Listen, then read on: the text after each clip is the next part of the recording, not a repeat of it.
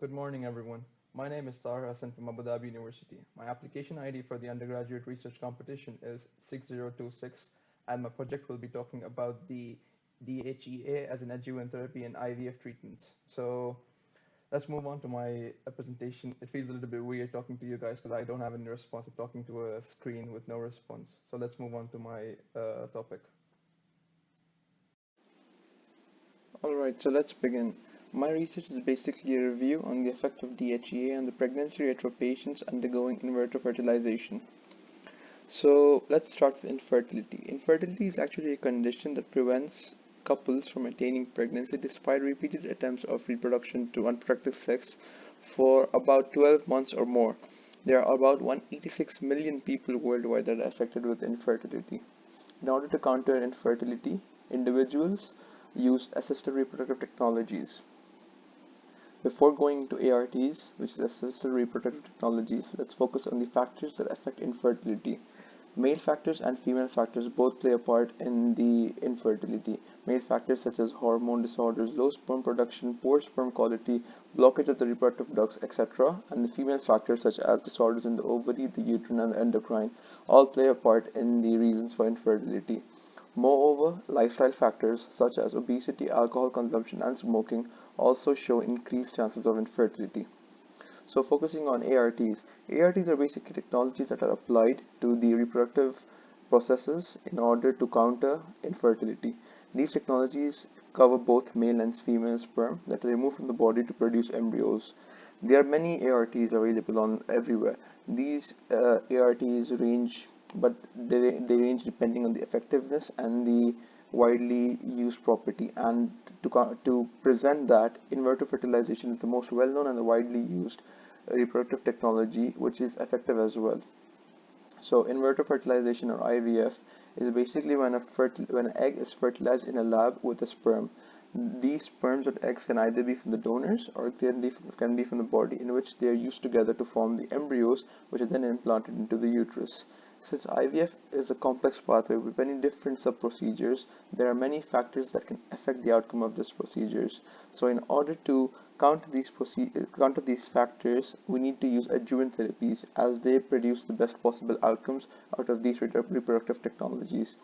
So what are adjuvant therapies? Adjuvant therapies are basically add-ons. They add to the existing reproductive technology like the IVF in order to produce more positive results.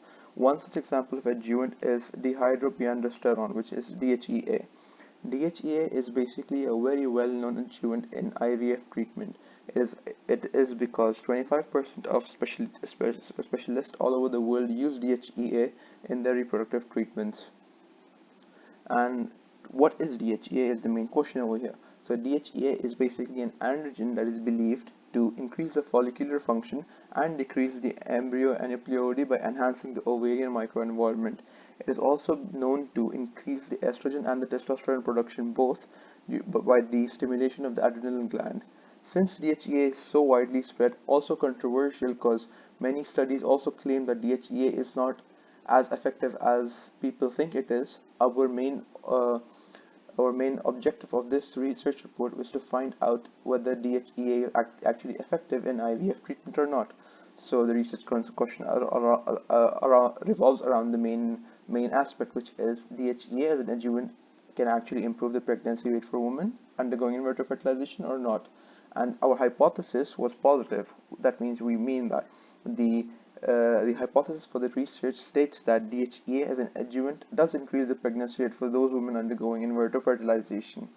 And our aim revolves around our hypothesis, which is to correlate the DHEA adjuvant technique with the live birth rate and the pregnancy rate, and therefore proving concrete evidence to women who are trying to conceive with in vitro fertilization that there is benefit while taking the DHEA supplementation. So in order to prove this, we had to choose articles. Since this is a review, we wanted to review the previous articles, the previous clinical studies. So in order to review these studies, we had to collect them, and we collected them through search engines. We had to use many search engines, and we narrowed it down to PubMed since it was the most you could say correlated with our research and studies. So we used many search engines, and we used the terms in vitro fertilization, DHEA, and pregnancy rate. and we used PsycInfo, Embase, Cochrane Library, but we chose PubMed because PubMed had the most articles present. So when we used these specific terms, we came up with 71 results, but we had to exclude some of the results because they were previous reviews that we didn't want to include in our review, and meta-analysis and non-English articles. The articles that didn't clearly state pregnancy rate were also excluded because pregnancy rate, live birth rate, AFC, which is anterior follicular count, AMH, anti-Mullerian hormone, and FSH, follicular stimulating hormone, are the main outcomes for our research. So we had to include these outcome measures. You can see there's a flow chart that shows our entire process of obtaining 71 results and then narrowing it down to 26 results that were then analyzed, and the values were extracted, averaged out, and distributed into two columns in an Excel sheet to compare the DHEA and the non-DHEA group to prove that the outcomes are actually affected by them. So like I said, 26 articles are then extracted into a list and listed into an Excel sheet, and each outcome had two columns with the DHEA and the non-DHEA group. And when we extracted data and placed it in the Excel sheet, we then used the GraphPad Prism 9 software to basically form graphs, bar charts, to show the difference so that a comparative analysis could be formed. So to begin with, these are the results. So you can see that let's start with the basics. So the age and the number of patients were fairly similar between the two groups when the average was taken out in the 26 studies. The BMI was also same. However, the pregnancy rate, which is our main outcome that we focus on, is higher in the DHEA group, which is a big positive for us. The live birth rate on the left also follows the same pattern, as the live birth rate itself is higher, and the AMH, which is the anti-Mullerian hormone, is also higher in the DHEA group. However, the AFC and the FSH are both similar for the both groups. So moving on, let's discuss about these results. So firstly, the age. The age of the patient is also important in both these groups. We took the average age, which turned out to be fairly similar between both the groups. Why the age is important is because the AMH levels in a female decrease with age, and since our research showed similar ages between the DHEA and the non-DHEA group, we can be happy to conclude that there is no issues that can arise due to the variation in the age. Focusing on the main part, the pregnancy rate was significantly higher when the average was taken out from these studies when compared to the non-DHEA group, as 24.88% of the patients were pregnant, whereas 15% were pregnant from the non-DHEA treatment. In addition, the live birth rate was even more significantly higher, whereas 25.11% of people were pregnant when receiving DHEA, whereas 12.69 were successfully giving birth in the non-DHEA group. Also, let's move on to the chemicals. The anti-Mullerian hormone levels were increased in the DHEA group.